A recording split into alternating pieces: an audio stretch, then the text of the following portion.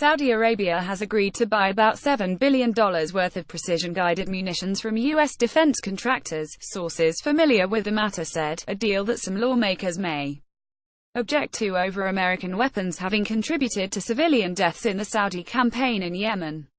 Raytheon Co. and Boeing Co. are the companies selected, the sources said, in a deal that was part of the $110 billion weapons agreement that coincided with President Donald Trump's visit to Saudi Arabia in May. Both companies declined comment on the weapons sale. Arms sales to the Kingdom and other Gulf Cooperation Council member states have become increasingly contentious in the U.S. Congress, which must approve such sales. The U.S. State Department has yet to formally notify Congress of the precision-guided munitions deal. We do not comment to confirm or deny sales until they are formally notified to Congress, a State Department official said, adding the U.S. government will take into account factors including regional balance and human rights as well as the impact on the U.S. defense industrial base. The Yemen civil war pits Iran-led Houthi rebels against the government backed by a Saudi Arab coalition. Nearly 4,800 civilians have been killed since March 2015, the United Nations said in March. Saudi Arabia has either denied attacks or cited the presence of fighters in the targeted areas and has said it has tried to reduce civilian casualties. Saudi Arabia's ambassador to Washington, Prince Khalid bin Salman, declined to comment on the specific sale, but said in a statement his country will follow through on the agreements signed during Trump's visit. He said that while the kingdom has always chosen the United States for weapons purchases, Saudi Arabia's market selection remains a choice and is committed to defending its security.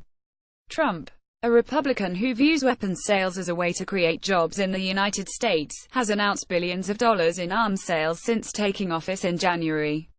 A U.S. government official who spoke on condition of anonymity said the agreement is designed to cover a 10-year period and it could be years before actual transfers of weapons take place. The agreement could be held up in Congress, where Bob Corker, the Republican chairman of the Senate Foreign Relations Committee, announced in June that he would block arms sales to Saudi Arabia, the United Arab Emirates and other members of the GCC, over a dispute with Qatar, another U.S. ally in the Gulf. In November 2016, the administration of President Barack Obama, a Democrat, halted the sale of $1.29 billion worth of precision-guided weapons because of concerns about the extent of civilian casualties in Yemen. That sale process started in 2015 and included more than 8,000 laser-guided bombs for the Royal Saudi Air Force. The package also included more than 10,000 general-purpose bombs, and more than 5,000 tail kits used to inexpensively convert dumb bombs into laser or GPS-guided weapons. U.S. lawmakers have grown increasingly critical of the Saudi campaign in Yemen. The coalition had briefly banned naval, air and land transportation to Yemen following a missile fired by the Houthis that was shot down over the Saudi capital Riyadh. The Senate in June voted 53-47 to narrowly defeat legislation that sought to block portions of the 2015 package. David Desroches, a senior military fellow at the Near East South Asia Center for Security Studies in Washington, was aware of the deal but said the Saudis are one errant strike away from moving 5 or 6 senators over to the other side. Denying Saudi Arabia precision-guided munitions was unlikely to change their behavior, he said.